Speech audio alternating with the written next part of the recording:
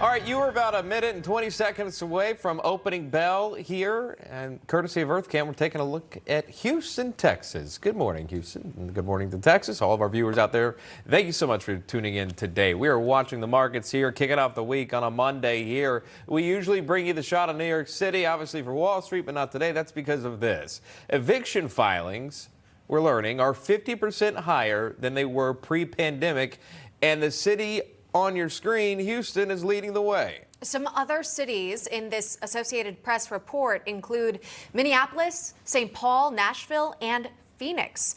With us now, Brandon Arnold is the Executive Vice President of the National Taxpayers Union. Brandon, Princeton's University Eviction Lab, it finds a 78% increase in evictions in the cities they track. Now, this, of course, follows the end of the eviction moratorium that we saw throughout the pandemic. But what other factors are playing into these high stats? Yeah, obviously the moratorium had a big impact because there's a backlog of evictions that's taken place.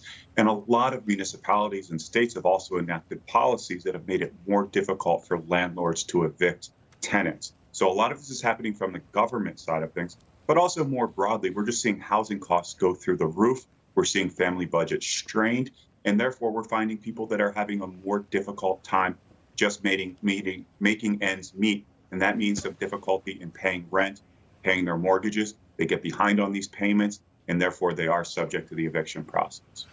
Yeah, and obviously it's a bigger deal for renters. Obviously, 50% higher. This would make it difficult. You're going to have to find another place to live. If you have an eviction filing against you, it makes it even harder to apply and be successful in that right, because you have that following you as well. I wanted to play this if we can. We do have one woman who's been evicted. This was in Las Vegas. Here's what she told the Associated Press about it.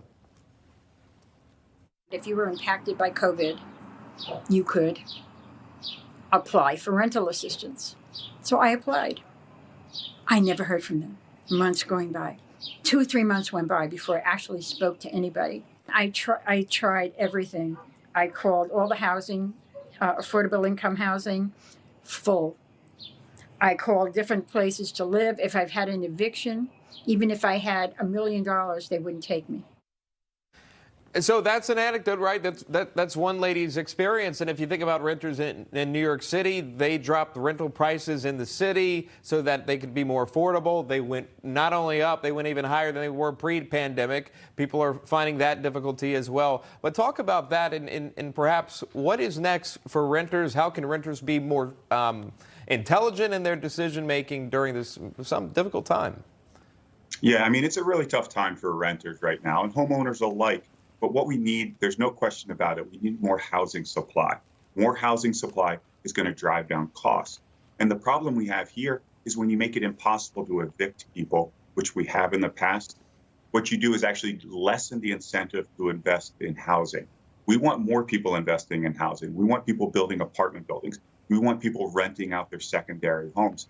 But if you tell those people you can't evict somebody from their property, therefore, you reduce the ability to actually recoup those investments, because instead of actually collecting those rent checks and being able to support a business, you're getting nothing. You're spending more money on legal fees trying to evict these people. So we need an eviction process that is fair, that is appropriate, and that works. We don't currently have one. So a lot of this comes from the government. The government has created a lot of bad policies that have driven up the cost of housing, that have lessened the incentive to invest in more housing, and that is really driving up rents, it's driving up mortgages and home prices, and it's making it more difficult for people to keep a roof over their head, let alone sustain the American dream.